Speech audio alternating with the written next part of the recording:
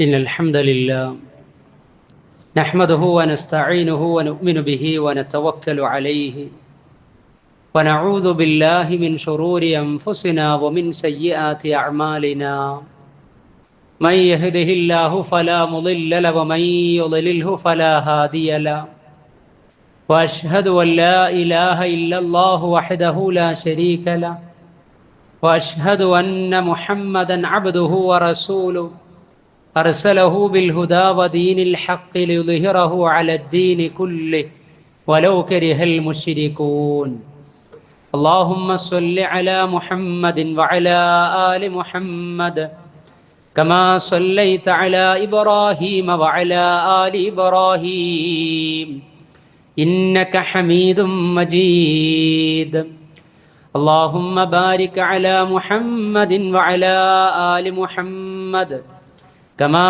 باركت على إبراهيم وعلى آل إبراهيم إنك حميد مجيد أما بعد فإن خير الكلام كلام الله وخير السنن سنن محمد صلى الله عليه وسلم وشر الأمور محدثاتها وكل محدثة بدعة وكل بدعة ضلالة وكل ضلالة في النار أعوذ بالله السميع العليم من الشيطان الرجيم بسم الله الرحمن الرحيم يا أيها الذين آمنوا اتقوا الله حق تقاته ولا تموتن إلا وأنتم مسلمون اللهم رب اشرح لي صدري ويسر لي أمري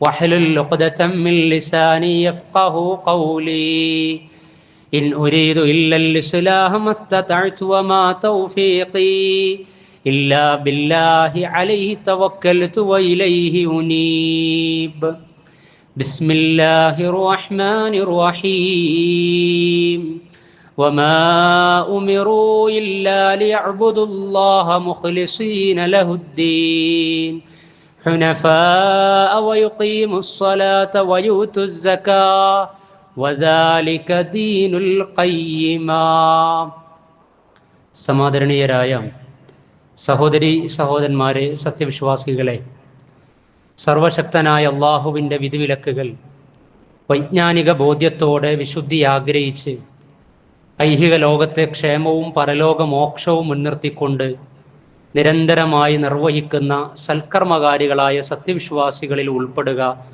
അള്ളാഹു നമ്മെ അനുഗ്രഹിക്കുമാറാകട്ടെ. കഴിഞ്ഞ ഖുതുബയിൽ നമ്മുടെ ജീവിതത്തിൽ സ്വാഭാവികമായി ഉണ്ടാകുന്ന മനുഷ്യ സൃഷ്ടിപ്പിൻ്റെ ഘടനയിൽ തന്നെ ഉൾപ്പെട്ടിട്ടുള്ള അള്ളാഹു നിശ്ചയിച്ചിട്ടുള്ള ഖബദ് അഥവാ ക്ലേശവുമായി ബന്ധപ്പെട്ട ചില കാര്യങ്ങളാണ് നമ്മൾ സൂചിപ്പിച്ചത്. അഥവാ എത്ര നോർമലായി ജീവിക്കാൻ നമ്മൾ ആഗ്രഹിച്ചാലും നമ്മുടെ സൃഷ്ടിപ്പിൻ്റെ പ്രകൃതം സൂറത്തുൽ ബലദിലെ 4-ാമത്തെ ആയത്തിൽ കഴിഞ്ഞ ഖുതുബയിൽ ഓതിക്കേൾപ്പിച്ചതുപോലെ ലഖദ് ഖലഖനൽ ഇൻസാന ഫീ കബദ്, മനുഷ്യൻ്റെ സൃഷ്ടിപ്പ് തന്നെ പ്രയാസം സഹിക്കേണ്ട, പരീക്ഷണം അഭിമുഖീകരിക്കേണ്ട വിധത്തിലാകുന്നു എന്നാണ്. അപ്പോൾ നമ്മൾ ജീവിതത്തെ എത്ര നോർമലൈസ് ചെയ്താലും ഒരു പരിഭവവും പ്രയാസവും പ്രശ്നങ്ങളും ഇല്ലാത്ത രൂപത്തിൽ അങ്ങനെ മുന്നോട്ട് നയിക്കാം എന്ന് വിചാരിച്ചാലും പല രൂപത്തിലുള്ള പരീക്ഷണങ്ങൾ വന്നുകൊണ്ടിരിക്കും. അത് ശാരീരികമായി, മാനസികമായി, സാമ്പത്തികമായി, സാമൂഹികമായി, അതേപോലെ തന്നെ അന്നവിഷയത്തിൽ, ഉപജീവന കാര്യത്തിൽ, ആരോഗ്യ വിഷയത്തിൽ, ഇങ്ങനെ പല കാര്യങ്ങളിൽ ജനന ജീവിത മരണത്തിനിടക്ക് പല കടമ്പകളിലൂടെ കടന്നു പോകേണ്ടവരാണ് മനുഷ്യർ. അപ്പം അതിൽ തന്നെ ജീവിതത്തെ വലിയ പ്രയാസങ്ങളിലൂടെ മുന്നോട്ട് പോകുന്നതിനിടക്ക് പിടിച്ചു നിർത്താൻ പാകത്തിൽ വിശ്വാസികൾക്ക് ആത്മീയതയുടെ കരുത്തുകൊണ്ട് അതിജീവനമുണ്ടാകും എന്നതിനെക്കുറിച്ചാണ് കഴിഞ്ഞ ഖുതുബയിൽ നമ്മൾ ചർച്ച ചെയ്തിട്ടുള്ളത്. ഇനി ക്ലേശങ്ങൾ ഇങ്ങനെ സ്വാഭാവികമായി നമ്മുടെ ജീവിതത്തിൽ കടന്നു വരുമെങ്കിലും ക്ലേശങ്ങൾ വരുത്തി വെക്കുന്ന പരീക്ഷണങ്ങളെ, പ്രയാസങ്ങളെ, ബുദ്ധിമുട്ടുകളെ, ജീവിതത്തെ കൂടുതൽ ദുസ്സഹമാക്കുന്ന രൂപത്തിലേക്ക് പലതും വരുത്തി വെക്കുന്ന അവിവേകികളായ ആളുകൾ നമ്മിൽ പലരിലുമുണ്ട്. അത് അറിഞ്ഞോ അറിയാതെയോ ആണ് അത്തരത്തിലുള്ള അവിവേകങ്ങളിൽ ചെന്ന് പെടാറുള്ളത്. ഞാൻ പറഞ്ഞുവല്ലോ, ജീവിതം തന്നെ നമ്മൾ ഒന്നും ചെയ്യാതിരുന്നാൽ തന്നെ വളരെ നല്ല രൂപത്തിൽ മുന്നോട്ട് പോകുവാൻ അങ്ങേയറ്റത്തെ സാഹസവും സംയമനവും ആസൂത്രണവും സഹനവും ക്ഷമയും അവധാനതയും ഇങ്ങനെ ആത്മീയമായും ഐഹികമായും ജീവിതത്തിൻ്റെ പിടിച്ചു നിൽക്കലിന് വേണ്ടിയുള്ള കാര്യങ്ങളിലൊക്കെ ബദ്ധശ്രദ്ധ കാണിക്കുന്ന ആളുകൾക്ക് തന്നെ ക്രൈസിസ് കടന്നു വരും. അപ്പൊ പിന്നെ അത് വരുത്തുക എന്ന് പറയുന്നത് എത്ര വലിയ അവിവേകമായിരിക്കുമെന്നാണ്.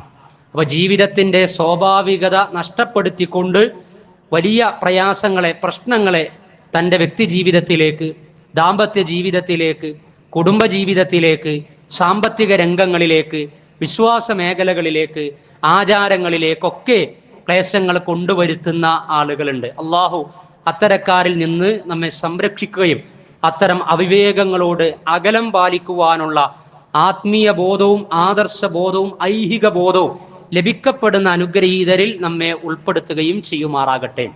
പ്രവാചകൻ സല്ലല്ലാഹു അലൈഹി വസല്ലമയുടെ നിയോഗത്തെ സംബന്ധിച്ചും 6000-ൽ പരം ആയത്തുകളുള്ള വിശുദ്ധ ഖുർആനിന്റെ അവതരണത്തെക്കുറിച്ചും അല്ലാഹു സുബ്ഹാനഹു വ തആല തൻ്റെ അസ്തിത്വവും അള്ളാഹുവിൻ്റെ ഇടപെടലിനെ സംബന്ധിച്ചും പറഞ്ഞിടത്തൊക്കെ മനുഷ്യ ജീവിതത്തിൽ ഉണ്ടാകാനിടയുള്ള പ്രയാസങ്ങളിൽ തുറവിയുണ്ടാകുന്നതിനുള്ള കാര്യങ്ങൾ അറിയിച്ചു തരികയാണ്.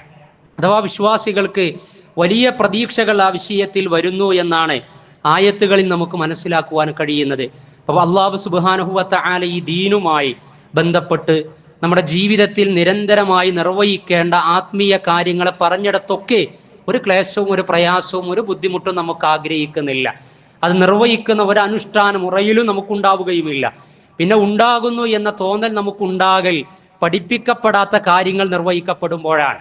അഥവാ അന്ധവിശ്വാസങ്ങൾ, ആത്മീയ ചൂഷണങ്ങൾ, അനാചാരങ്ങൾ, അങ്ങനെ മതം പഠിപ്പിക്കാത്ത പലതും നമ്മുടെ ജീവിതത്തിലേക്ക്, കുടുംബത്തിലേക്ക്, വീട്ടിലേക്ക്, സമൂഹത്തിലേക്ക്, അതേപോലെ തന്നെ നമ്മുടെ മനസ്സിലേക്കൊക്കെ കടന്നു വരുമ്പോൾ നമുക്ക് ആത്മീയ ജീവിതം എന്ന് പറഞ്ഞ് നമ്മൾ നിർവഹിക്കുന്ന പലതും നമുക്ക് പ്രഹസനമായി തീരുകയും പ്രയാസമായി തീരുകയും ഭാരമുള്ളതായി തീരുകയും ചെയ്യും. അപ്പൊ അള്ളാഹു അത് നമ്മോട് കൽപ്പിച്ചിട്ടില്ല.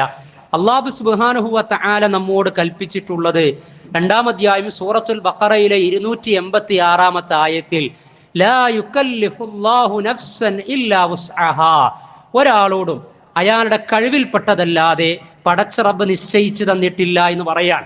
ഏത് പ്രായക്കാരായിരുന്നാലും ആൺ പെൺ ഭേദമന്യേ സാഹചര്യം അനുസരിച്ച് നമുക്ക് നിർവഹിക്കാൻ പറ്റുന്ന വിധത്തിലാണ് ദീനിന്റെ വിധിവിലക്കുകളെല്ലാം. അങ്ങനെ അല്ല എന്ന് നമുക്ക് തോന്നുന്നു എങ്കിൽ ഒന്ന്, നമ്മൾ മതം പഠിപ്പിക്കാത്ത കാര്യങ്ങൾ ചെയ്യുന്നു എന്നതാണ്.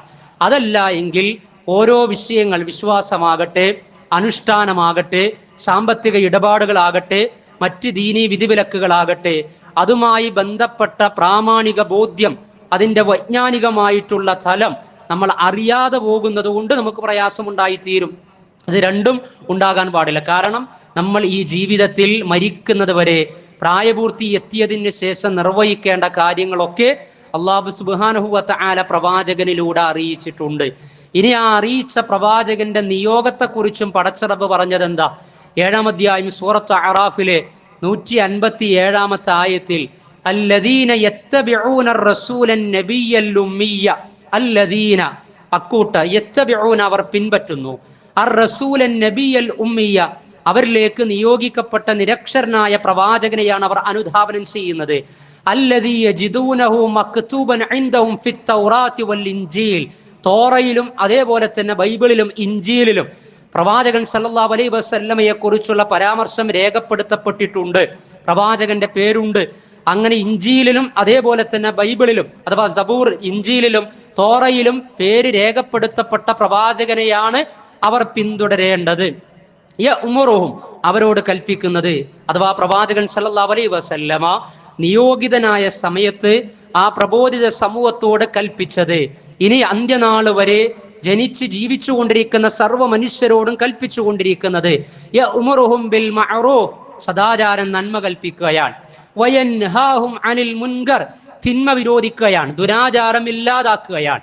വയുഹില്ലു ലഹുമുത് ത്വയ്യിബാത്ത്, വിശിഷ്ടമായതിനെ, നല്ലതായതിനെ അവർക്ക് അനുവദിച്ചു കൊടുക്കുകയാണ്. അപ്പൊ നല്ലതല്ലാത്ത ഒന്നും പ്രവാചകൻ സല്ലല്ലാഹു അലൈഹി വസല്ലമ നമുക്ക് അറിയിച്ചു തന്നിട്ടില്ല, പഠിപ്പിച്ചിട്ടില്ല.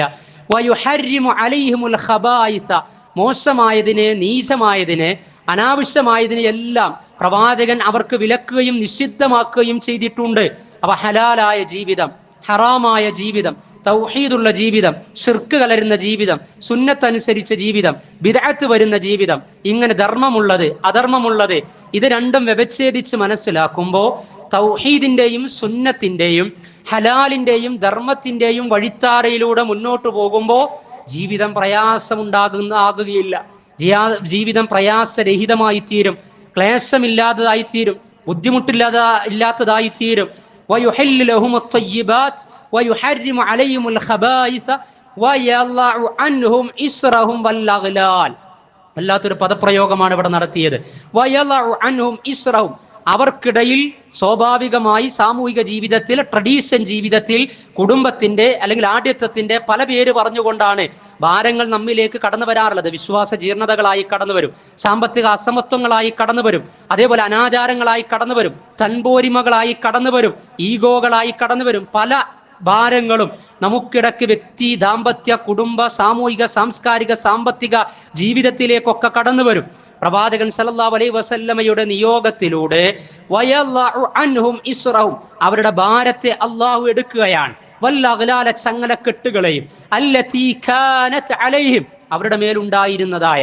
ഇനി ഫല്ലദീന ആമനൂ ബിഹി വഅസ്സറൂഹു വനസറൂഹു വത്തബഉൻ നൂറല്ലദീ ഉൻസില മഅഹു, നിയോഗിതനായ പ്രവാചകന്റെ പാതയിലൂടെ അവർ മുന്നേറുമ്പോൾ, ആ പ്രവാചകന് അവതരിക്കപ്പെട്ട വിശുദ്ധ ഖുർആൻ അനുസരിച്ച് അവർ ജീവിക്കുമ്പോൾ ഉലൈക ഹുമുൽ മുഫ്ലിഹൂൻ, ഇരുലോകത്തും വിജയം വിരാജിക്കുന്ന വിശ്വാസികളിൽ അവർക്ക് ഉൾപ്പെടുവാനും കഴിയും. അല്ലാഹു സുബ്ഹാനഹു വ തആല അറിയിക്കുകയാണ് ഈ ആയത്തിന്റെ പരിപ്രേക്ഷ്യത്തിൽ. അതേപോലെ തന്നെ നേരത്തെ ആമുഖമായി പറഞ്ഞ 2-ാം അധ്യായം സൂറത്തുൽ ബഖറയിലെ 286-ാമത്തെ ആയത്ത്, അല്ലാഹു സുബ്ഹാനഹു വ തആല നിങ്ങൾക്ക് കഴിയും വിധത്തിലുള്ള കാര്യങ്ങളാണ് നിശ്ചയിച്ച് തന്നിട്ടുള്ളത് എന്ന് പറഞ്ഞിരിക്കെ പിന്നെ നമ്മുടെ ജീവിതത്തെ ക്ലേശത്തിലേക്ക്, ബുദ്ധിമുട്ടിലേക്ക്, സ്ട്രെസ്സിലേക്ക്, ഭാരത്തിലേക്ക്, ചങ്ങലകളിലേക്ക്, ടെൻഷനുകളിലേക്ക് കൊണ്ടുപോകുന്ന കാര്യങ്ങൾ എന്തൊക്കെയാണ്? ലളിതമായ 2-3 കാര്യങ്ങൾ നമ്മുടെ നിത്യജീവിതത്തിൽ, പ്രത്യേകിച്ച് പുതിയ കാല പരീക്ഷണങ്ങൾ, പ്രതിസന്ധികൾ ഉണ്ടാകുന്ന സമയത്തൊക്കെ നമ്മൾ എപ്പോഴും ആലോചിക്കേണ്ടതാണ്. ഒന്ന്, മനുഷ്യൻ ആശ്വാസം തേടി, അനുഗ്രഹം തേടി, അതിജീവനം തേടി, സാധ്യത തേടി, പ്രശ്നപരിഹാരം തേടി പലയിടങ്ങളിലേക്ക് കയറിയിറങ്ങും. അത് വലിയ ഭാരങ്ങളും ക്ലേശങ്ങളും വർദ്ധിപ്പിക്കുകയല്ലാതെ മറ്റൊന്നും ചെയ്യുകയില്ല. അഥവാ വിശ്വാസ വൈകല്യങ്ങളിലേക്ക് കടന്നു പോകും. എന്തുകൊണ്ടാണ് എൻ്റെ പ്രയാസം പരിഹരിക്കപ്പെടാത്തത്, എൻ്റെ കച്ചവടം ശരിയാകാത്തത്, എൻ്റെ വിവാഹം നടക്കാത്തത്, എനിക്ക് ബറക്കത്ത് ലഭിക്കാത്തത്? എത്രയോ കുടുംബങ്ങൾ, എത്രയോ സുഹൃത്തുക്കൾ പലപ്പോഴും പരിഭവങ്ങൾ പങ്കുവെക്കാറുണ്ട്. അല്ലാഹു സുബ്ഹാനഹു വ തആലയിലുള്ള തൗഹീദിന്റെ അടിസ്ഥാനത്തിൽ പടച്ച റബ്ബിൽ സമർപ്പിതമായ തവക്കുൽ നമുക്കുണ്ട് എങ്കിൽ അല്ലാഹു നമുക്ക് നിശ്ചയിച്ചു തന്നതിനെ തട്ടിമാറ്റാൻ ഒരാൾക്കും സാധ്യമല്ല. മാത്രമല്ല, അല്ലാഹു വിധിച്ചതേ നമുക്ക് ലഭിക്കുകയുള്ളൂ എന്ന ബോധം പരീക്ഷണ കാലത്തും അനുഗ്രഹ നിഷേധം അനുഭവങ്ങളായി കടന്നു വരുമ്പോഴും നമ്മുടെ മനസ്സിൽ നമ്മൾ കോറിയിടേണ്ടതാണ്. അതാണ് ഓരോ മുസ്ലിമും നമസ്കാരം കഴിഞ്ഞതിന് ശേഷം അർത്ഥശങ്കക്കിടയില്ലാതെ മണിക്കൂറുകൾക്കിടക്ക് നിർവഹിക്കപ്പെടുന്ന നമസ്കാരത്തിനിടക്ക് അവസാനത്തിൽ പരാമർശിക്കുന്ന, പറയുന്ന, പങ്കുവെക്കുന്ന പടച്ച റബ്ബുമായുള്ള പ്രതിജ്ഞ എന്ന് പറയുന്നത് അല്ലാഹുമ്മ ലാ മാനിഅ ലിമാ അഅ്തൈത വലാ മുഅ്തിയ ലിമാ മനഅത.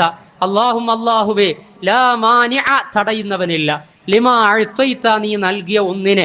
ആരൊക്കെ എന്തൊക്കെ പറഞ്ഞ് പേടിപ്പിച്ചാലും, ഏതൊക്കെ രൂപത്തിലേക്ക് വിഷയങ്ങൾ വൈരുദ്ധ്യമാക്കി തീർത്താലും, എന്തൊക്കെ ആശങ്കകൾ പുതിയ കാലത്ത് നമ്മുടെ മനസ്സിലേക്ക് ചേക്കേറിയാലും, വിശ്വാസിയാണ് എങ്കിൽ അലാ ബിദിക്രില്ലാഹി തത്മഇന്നുൽ ഖുലൂബ്, 13-ാം അധ്യായം സൂറത്തുർ റഅദിന്റെ അടിസ്ഥാനത്തിൽ, 13-ാം അധ്യായം സൂറത്തുർ റഅദിലെ 28-ാമത്തെ ആയത്തിന്റെ അടിസ്ഥാനത്തിൽ അല്ലാഹുവിലുള്ള അന്യൂനവും അചഞ്ചലവുമായ വിശ്വാസത്തിലൂടെയാണ് നിർഭയത്വവും സമാധാനവും നേടിയെടുക്കാൻ ആഗ്രഹിക്കുന്നത് എങ്കിൽ അല്ലാഹുവേ, നീ എനിക്ക് വിധിച്ചതേ ലഭിക്കുകയുള്ളൂ, നീ എനിക്ക് വിധിക്കാത്തത് ലഭിക്കുകയുമില്ല. ഈ വിശ്വാസമാണ് നമുക്കുണ്ടാകേണ്ടത്. അതിൽ അടിയുറച്ചു നിൽക്കുവാൻ കഴിയണം. അഥവാ തൗഹീദിൽ ഒരു നിലക്കും ഒരു തരിമ്പും ഒരു തലത്തിലും ശിർക്ക് കലർത്താൻ പാടില്ല.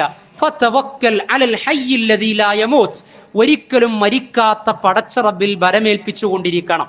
ആ അല്ലാഹുവിന്റെ വിശ്വാസം നമ്മൾ രൂഢമൂലമാക്കേണ്ടതുണ്ട്. അതേപോലെ തന്നെ 2-ാമത്തേത്, നമ്മെ ജീവിതത്തിൽ ദുസ്സഹമായ അവസ്ഥകൾ കൊണ്ടുവരുന്നത് അനാചാരങ്ങളും പ്രശ്നങ്ങളും ഒക്കെയാണ്. അത് പല രൂപത്തിൽ നമ്മൾ പലപ്പോഴും പറയാറുണ്ട്. മരിച്ചു കഴിഞ്ഞതിന് ശേഷം, അതല്ലെങ്കിൽ ജാറങ്ങളിൽ, അതുമല്ലെങ്കിൽ നമ്മുടെ നിത്യജീവിതത്തിന്റെ വിവിധ മേഖലകളിൽ, വീടുമായി ബന്ധപ്പെട്ട വിഷയങ്ങൾ, ജോലിയുമായി ബന്ധപ്പെട്ടത് പല കാര്യങ്ങളിൽ ഒരു മനുഷ്യൻ ജനിച്ച് മരിക്കുന്നതിനിടക്ക് അതിൽ തന്നെ ശർഈയായ മതപരമായി കാര്യങ്ങൾ നിർവഹിക്കേണ്ട പ്രായപൂർത്തി എത്തിയതിനു ശേഷം മരിക്കുന്നതിനിടക്ക് അനാചാരങ്ങൾ കലരാത്ത രൂപത്തിൽ ജീവിക്കാൻ സാധിക്കണമെങ്കിൽ അങ്ങേയറ്റത്തെ പക്വതയും വിവേകവും പ്രാമാണിക ബോധവും ഉണ്ടാകണം. കോമൺ സെൻസും ഉണ്ടാകണം, പ്രമാണവും അറിയണം, അറിവും ഉണ്ടാകണം. അതല്ല എങ്കിൽ അനാചാരങ്ങളുടെ ലാഞ്ചനകൾ ജീവിതത്തിലേക്ക് വരും. അത് നമുക്ക് വലിയ പ്രയാസമുണ്ടാക്കും. സന്മാർഗം നഷ്ടപ്പെടുത്തും, സമ്പത്ത് നഷ്ടപ്പെടുത്തും, സമയം നഷ്ടപ്പെടുത്തും, ജീവൻ നഷ്ടപ്പെടുത്തും, പരസ്പരം പ്രശ്നങ്ങൾ ഉണ്ടാക്കി തീർക്കും. ഇങ്ങനെ പല രൂപത്തിലുള്ള കാര്യങ്ങൾ, ബിദ്അത്തുകൾ, മതത്തിൽ നിർവഹിക്കപ്പെടുന്ന പുനർനിർമ്മിതികളിലൂടെയും നേരത്തെ പരാമർശിച്ച ആത്മീയ ചൂഷണങ്ങളിലൂടെയും അന്ധവിശ്വാസങ്ങളിലൂടെയും വിശ്വാസരാഹിത്യങ്ങളിലൂടെയും അബദ്ധജടിലമായ കാര്യങ്ങളിലൂടെയും ഉണ്ടായിത്തീരും. അതേപോലെ തന്നെ മൂന്നാമത്തേത് നമ്മുടെ ജീവിതത്തെ പ്രയാസമാക്കി തീർക്കുന്നത് ഹറാമിലേക്ക് നമ്മൾ മെല്ലെ മെല്ലെ നടന്നെടുക്കുമ്പോഴാണ്. അള്ളാഹുവിന്റെ റസൂല് എല്ലാ ഭാരത്തിൽ നിന്നും നമ്മൾ രക്ഷപ്പെടുത്തി ഒരു ഹലാലായ സംശുദ്ധമായ നല്ല ഒരു ജീവിതം നമുക്ക് കാണിച്ചു തന്നു.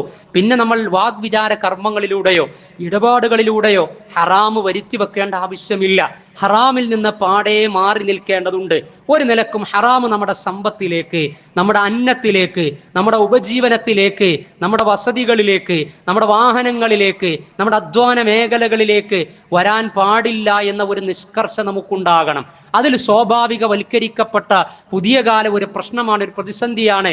അതല്ലെങ്കിൽ എങ്ങനെ മാറി നിൽക്കും എന്ന് പലപ്പോഴും ആലോചിക്കുകയും മാറി നിൽക്കുവാനുള്ള കാരണങ്ങൾ ഉണ്ടായിട്ടും സ്വാഭാവികമായി കൊണ്ട് ജീവിതത്തെ പ്രയാസപ്പെടുത്തുന്ന ഹറാമിലേക്ക് ചെന്ന് ചാടും. ഉദാഹരണത്തിന് പലിശയുമായി ബന്ധപ്പെട്ട് പലരും നമ്മൾ വായിക്കാറുണ്ട്.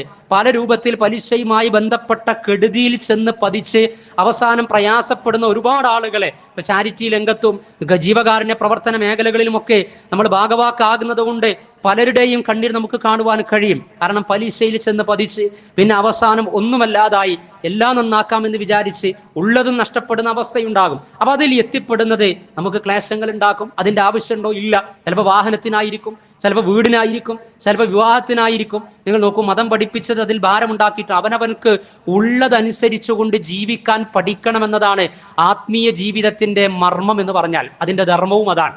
അത് ഉള്ളതനുസരിച്ച്.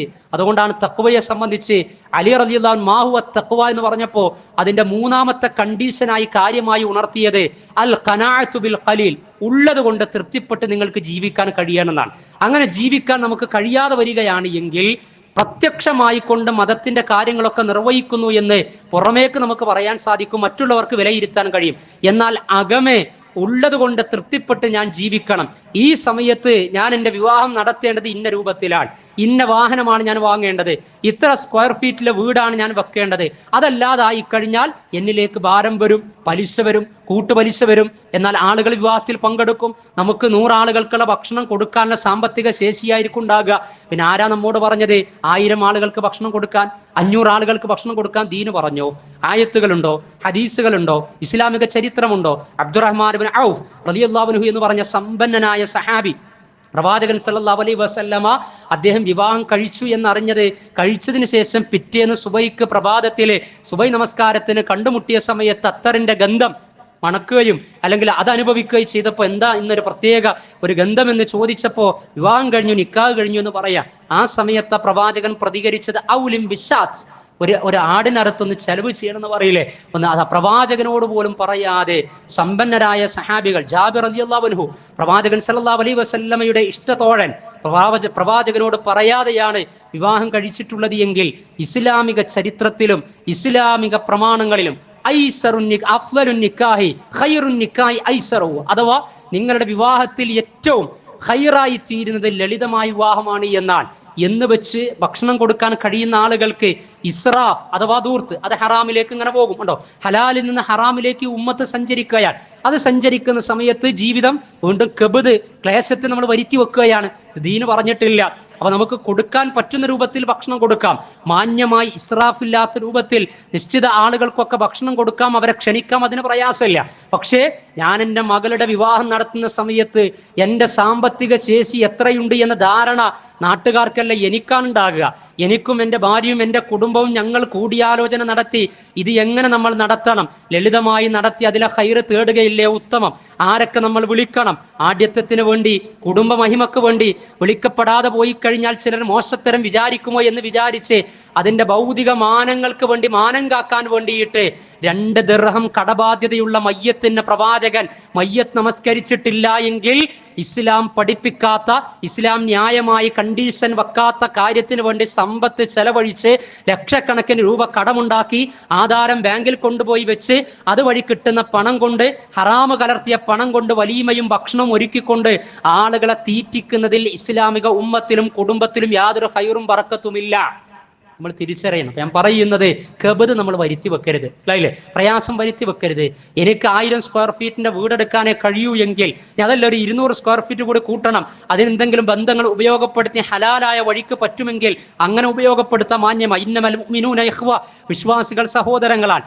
എന്നാൽ അതിന് പതിവ് 1000 സ്ക്വയർ ഫീറ്റ് വീടെടുക്കുന്ന ആധാരം തന്നെ ബാങ്കിൽ കൊണ്ടുപോയി വെച്ച് അവസാനം വീടെടുത്ത് എന്നിട്ട് കടബാധ്യത വന്ന്, കൂട്ടുപലിശ വന്ന്, ജീവിതത്തിന്റെ സ്വപ്നമാകുന്ന വീട് തന്നെ വിറ്റ് ബാങ്കിൽ ആധാരം വിഡ്രോ ചെയ്യേണ്ട, പിൻവലിക്കേണ്ട അവിവേകത്തിന്റെ ഗതികേടിലേക്ക് ഒരിക്കലും മുസ്ലിം ഉമ്മത്തിൽ നിന്ന് ആളെ കിട്ടാൻ പാടില്ല. അപ്പൊ അതിന് അവർ മാത്രം ശ്രമിച്ചാലും പോരാ. ഇതൊരു കൂട്ടുത്തരവാദിത്തമുള്ള ഒരു സൊസൈറ്റിയാണ്, ഒരു സമൂഹമാണ്. കാരണം സക്കാത്ത് സിസ്റ്റം ഉണ്ട്, സ്വതക്കാ സിസ്റ്റം ഉണ്ട്, ജീവകാരുണ്യ പ്രവർത്തനങ്ങൾ, ഫലക്ക് തഹമൽ അഖബ, മിസ്കീനുകളുടെ വിഷയം, ഫക്കീറുകളുടെ വിഷയം, രോഗികളുടെ വിഷയം, വിധവകളുടെ വിഷയം, അനാഥകളുടെ വിഷയം, ഇങ്ങനെ ഇതിനൊക്കെ പരിഹാരവും ഇസ്ലാം നിശ്ചയിച്ചു തന്നിട്ടുണ്ട്. ഒരാളും ക്ലേശം വരുത്തി വെക്കാത്ത രൂപത്തിലുള്ള പരിഹാരം ഇസ്ലാം നിശ്ചയിക്കുകയും ക്ലേശത്തിലേക്ക് പോകാതിരിക്കാൻ വേണ്ടി ഓരോ വ്യക്തികൾക്കും, ദാമ്പത്യത്തിനും, കുടുംബത്തിനും, സമൂഹത്തിനും, ഉമ്മത്തിനും കൃത്യമായ നിർദ്ദേശം, ആദർശത്തിലും വിശ്വാസത്തിലും ഇടപാടിലുമൊക്കെ അള്ളാഹുവിന്റെ ദീൻ നൽകിയിട്ടുണ്ട്. അപ്പം അതനുസരിച്ച് മുന്നോട്ട് പോയി കഴിഞ്ഞാൽ പ്രയാസം ഉണ്ടാകൂല. എന്നാൽ ഇതങ്ങ് മാറ്റിവെച്ച് കഴിഞ്ഞാൽ, നാടോടുമ്പോൾ നടുവ ഓടുക എന്ന സിസ്റ്റത്തിന്റെ പിന്നാലെ പോയി കഴിഞ്ഞാൽ പിന്നെ വലിയ പ്രയാസമുണ്ടാകും. നമ്മുടെ ഐഡന്റിറ്റി വലാ തകൂനു ഇമ്മഅ, ലോകവും കാലവും ഒക്കെ മുന്നോട്ട് പോകും, ആളാകേണ്ട അവസ്ഥകളൊക്കെ വരും. പക്ഷേ നമ്മളാകണം. വലാ തകൂനു ഇമ്മഅ, നിങ്ങൾ കൂടികളാകരുത് എന്ന് പ്രവാചകൻ സല്ലല്ലാഹു അലൈഹി വസല്ലം അറിയിച്ചിട്ടുണ്ട്. നമുക്ക് എപ്പോഴും പ്രതിപത്തിയും പ്രതിബദ്ധതയും കമ്മിറ്റ്മെന്റും ഉണ്ടാകേണ്ടത് അള്ളാഹുവിന്റെ ആയത്തുകളും പ്രവാചക വചനങ്ങളും അവ രണ്ടും അനുസരിച്ച് ജീവിച്ച ഉത്തമ സമൂഹത്തിൽ ഈ നമ്മൾ അനുഭവിക്കുന്ന പ്രശ്നങ്ങളിലൊക്കെ മുമ്പേ മാതൃക കാണിച്ച സലഫുകൾ, മുൻഗാമികളുണ്ട്. അവരിൽ നിന്നായിരിക്കണം നമ്മൾ പാഠം പഠിക്കേണ്ടത്. അല്ലാഹു സുബ്ഹാനഹു വ തആല ഐഹിക ജീവിതത്തിലെ നിർണായക നിമിഷങ്ങളിൽ ഹറാമോ ശിർക്കോ ഇസ്രാഫോ ബിദ്അത്തോ കലരാതെ ധർമ്മത്തിന്റെയും നന്മയുടെയും സുന്നത്തിന്റെയും തൗഹീദിന്റെയും സംസ്കാര സമ്പന്നതയുടെയും നന്മയുടെ വഴിയിൽ മുന്നോട്ട് നീങ്ങുന്ന മുത്തഖീങ്ങളായ മുസ്ലിമീങ്ങളിൽ അവൻ നമ്മെ ഉൾപ്പെടുത്തുമാറാകട്ടെ, അനുഗ്രഹിക്കുമാറാകട്ടെ.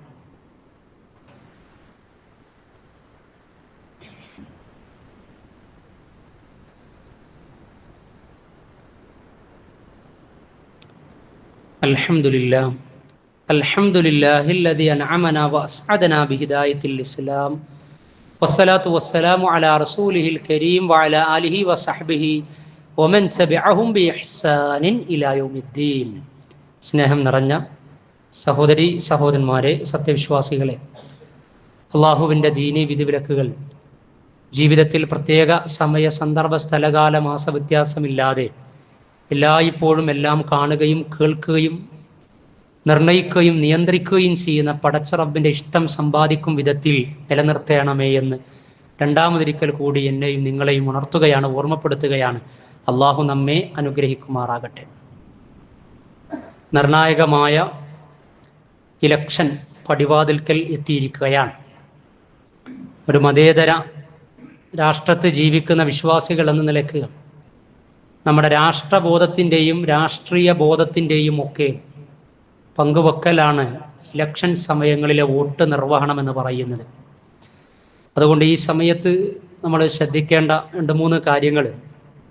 അതിലൊന്ന്, SIR ബന്ധപ്പെട്ട് ഈ മിമ്പറിൽ നിന്ന് പലപ്പോഴും അതിൻ്റെ ഗൗരവവും ആ വിഷയത്തിൽ ഈ ഉമ്മത്ത് നിർവഹിക്കേണ്ട കാര്യങ്ങളുമൊക്കെ സൂചിപ്പിച്ചിട്ടുണ്ട്. SIR എന്ന് പറഞ്ഞാൽ വോട്ടർ പട്ടിക പുനഃപരിശോധന അതിൻ്റെ തീവ്രയജ്ഞം അതിൻ്റെ മറവിൽ നടന്നുകൊണ്ടിരിക്കുന്നത് സ്പെഷ്യൽ ഇൻറ്റൻസീവ് റിവിഷൻ. അതിനിടക്ക് വരുന്ന ഒരു ഇലക്ഷനാണ്, പഞ്ചായത്ത് ഇലക്ഷൻ പോലെയല്ല, രേഖപ്പെടുത്തപ്പെടുന്നതാണ്. ഒരു വോട്ട് പോലും നമ്മുടെ കുടുംബത്തിൽ നഷ്ടപ്പെടാത്ത രൂപത്തിൽ വോട്ടർ പട്ടികയിൽ നമ്മൾ ഉണ്ട് എന്ന് ഉറപ്പുവരുത്തിയിട്ടുണ്ടാകും. ഉണ്ട് എങ്കിൽ ആ വോട്ട്, ആ സമ്മതിദാന അവകാശം ജനാധിപത്യ മതേതര രാജ്യത്ത് ജീവിക്കുന്ന ജനാധിപത്യ വിശ്വാസികൾ എന്ന നിലക്ക് അത് നിർവഹിക്കേണ്ട സമയമാണിത്. രണ്ടാമത്തേത് നമ്മൾ ശ്രദ്ധിക്കേണ്ടത്, നമ്മുടെ ദേശീയ രാഷ്ട്രീയത്തിൻ്റെ അവസ്ഥ നമുക്കറിയാം. രാജ്യത്തിൻ്റെ അവസ്ഥ, ഉന്മാദ രാഷ്ട്ര സ്നേഹത്തെക്കുറിച്ചുള്ള ചർച്ചകൾ, മതേതരത്വം, ജനാധിപത്യം പുതിയ കാലത്ത് വെല്ലുവിളി നേരിടുന്നത്, അതേപോലെ തന്നെ ന്യൂനപക്ഷ സമൂഹം അരികുവൽക്കരിക്കപ്പെടുന്നത്, പല വിഷയങ്ങൾ പലരും പലപ്പോഴും കൈകാര്യം ചെയ്ത രീതികളൊക്കെ നമ്മുടെ മനസ്സിലുണ്ട്. അതുകൊണ്ട് ആർക്ക് വോട്ട് ചെയ്യണം എന്നതിനെക്കുറിച്ചും കൃത്യമായ ധാരണ ഉണ്ടായിരിക്കണം. അതേപോലെ വർഗീയ ധ്രുവീകരണം വളരെ വേഗത്തിലാണ്. ഉത്തരേന്ത്യക്കപ്പുറം അല്ലേ, ഒരു UP-ക്കപ്പുറം എന്നൊക്കെ പറയും വിധത്തിലാണ് വർഗീയ ധ്രുവീകരണം നമ്മുടെ കൊച്ചു സംസ്ഥാനത്ത് പോലും ഇലക്ഷൻ പരിസരത്ത് നടന്നുകൊണ്ടിരിക്കുന്നത്.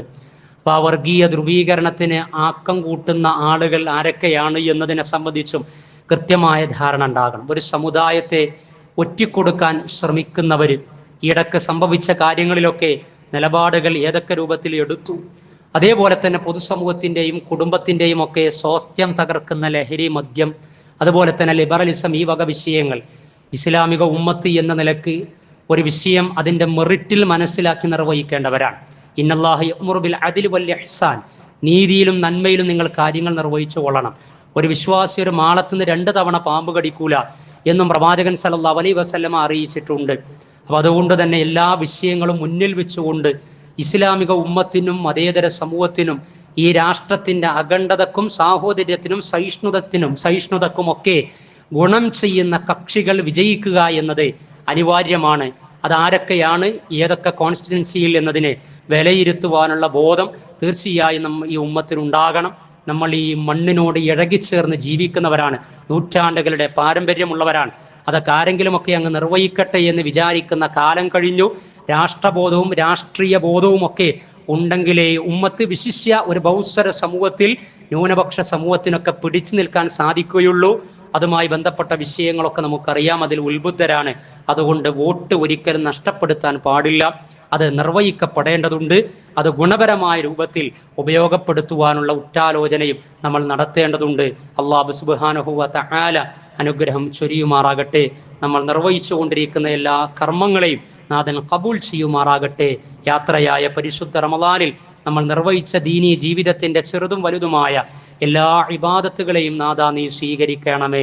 അറിവില്ലായ്മ കൊണ്ടോ വല്ല ഈമാനിക ദൗർബല്യം കൊണ്ടോ സംഭവിച്ചു പോയ തെറ്റുകുറ്റങ്ങൾ അല്ലാഹുവേ ഞങ്ങൾക്ക് നീ പുറത്തു മാപ്പാക്കി തരണമേ നാഥ. ഞങ്ങളുടെ ഐഹികവും ആത്മീയവും പരലോകവുമായി ബന്ധപ്പെട്ട വിഷയങ്ങളിൽ നിന്നോട് തേടിക്കൊണ്ടിരിക്കുന്ന പ്രാർത്ഥനകൾക്ക് നീ ഇജാബത്ത് നൽകണമേ റബ്ബേ. അള്ളാഹുവേ, ആഗോളതലത്തിലും ദേശീയ അടിസ്ഥാനത്തിലും ഈ ഉമ്മത്ത് അനുഭവിക്കുന്ന ഒരുപാട് പ്രയാസങ്ങൾ, പ്രശ്നങ്ങളുണ്ട്. പടച്ച റബ്ബേ, ഇസ്സത്തുള്ള, ഐക്യബോധമുള്ള, നിലവാരമുള്ള, ഗുണവേന്മയുള്ള, തൗഹീദി തവക്കുൽ ബോധമുള്ള ഉമ്മത്താക്കി നിലനിർത്തണമേ റബ്ബേ. വലിയ പരീക്ഷണങ്ങളിലൂടെ കടന്നു പോകുന്ന പശ്ചിമേഷ്യക്ക് നീ സമാധാനം തിരിച്ചു നൽകണമേ റബ്ബേ. സയനിസ്റ്റ് സാമ്രാജ്യത്വം ഇതിൻ്റെ ദ്രംഷ്ടകളുമായി വീണ്ടും പ്രശ്നങ്ങൾ ഉണ്ടാക്കുവാനുള്ള കുതന്ത്രങ്ങളുമായി കടന്നു വരുമ്പോൾ അള്ളാഹുവെ നിന്റെ തന്ത്രം കൊണ്ട് നീ തകർക്കണമേ റബ്ബേ. അള്ളാഹുവെ, ഞങ്ങളുടെ രാജ്യത്ത് സഹവർത്തനവും സമാധാനവും സാഹോദര്യവും നിലനിൽക്കുന്ന അന്തരീക്ഷം നീ ഉണ്ടാക്കണമേ റബ്ബേ. നിയമഭേദിഗതികളിലൂടെ പല രൂപത്തിലുള്ള ഹിഡൻ അജണ്ടകൾ പടച്ച റബ്ബേ നിശ്ചയിക്കപ്പെടുമ്പോൾ അതിൽ നിന്നൊക്കെ രക്ഷ ലഭിക്കപ്പെടുന്ന വിവേകമതികളായ ഉമ്മത്തിൽ ഉൾപ്പെടാനുള്ള മഹാഭാഗ്യം നീ നൽകണമേ നാഥ. ഭരണാധികാരികൾക്ക് നീ വിവേകം പ്രദാനം ചെയ്യണമേ റബ്ബേ. അള്ളാഹുവെ, പീഡിത ജനവിഭാഗങ്ങൾ ലോകത്തിന്റെ വിവിധ ഭാഗങ്ങളിൽ അതിജീവനം നൽകണമേ റബ്ബേ. പശ്ചിമേഷ്യയിലും ഇറാനിന്റെ മണ്ണിലും അതേപോലെ ഫലസ്തീനിലും ഗസയിലും ഒക്കെ ഒരുപാട് പ്രയാസങ്ങൾ അനുഭവിക്കുന്നവരാണ് പീഡിതര്, മർദ്ദിത ജനവിഭാഗം. അള്ളാഹുവെ, നീ അവർക്ക് സമാശ്വാസവും സംരക്ഷണവും സമാധാനവും നൽകണമേ റബ്ബേ. ഉപജീവനം തേടി അന്നം തേടി യാത്രയായ ലക്ഷോപലക്ഷം ആളുകളാണ് മിഡിൽ ഈസ്റ്റിൽ. പടച്ചറബെ, നീ പ്രതീക്ഷ നൽകണമേ. ഈ പ്രശ്നങ്ങളും പ്രയാസങ്ങളും യുദ്ധങ്ങളും കെടുതികളും സമാധാനപൂർണ്ണമായി അതിനൊരു പരിഹാരം നീ നൽകണമേ നാഥ. ഭരണാധികാരികൾക്ക് ഇസ്സത്തുള്ള നിലപാട് ഉയർത്തിപ്പിടിക്കുവാനുള്ള തൗഫീഖ് നീ പ്രദാനം ചെയ്യണമേ റബ്ബേ. മരണപ്പെട്ടവർക്ക് നീ മഗ്ഫിറത്തും റഹ്മത്തും നൽകണമേ നാഥ. ഞങ്ങളിൽ രോഗികൾ, വളരെ പ്രയാസപ്പെടുന്ന ആളുകൾ, വളരെ വേണ്ടപ്പെട്ടവർ, പടച്ച റബ്ബേ, അവർക്കെല്ലാം നീ ആശ്വാസവും ശമനവും നൽകണമേ നാഥ. ഞങ്ങളുടെ ഹലാലായ എല്ലാ ഉദ്ദേശ ലക്ഷ്യങ്ങളെയും നീ സഫലമാക്കി തരണമേ റബ്ബേ. അല്ലാഹുമ്മ അഗ്ഫിർ ലിൽ മുഅ്മിനീന വൽ മുഅ്മിനാത്ത് വൽ മുസ്ലിമീന വൽ മുസ്ലിമാത്ത്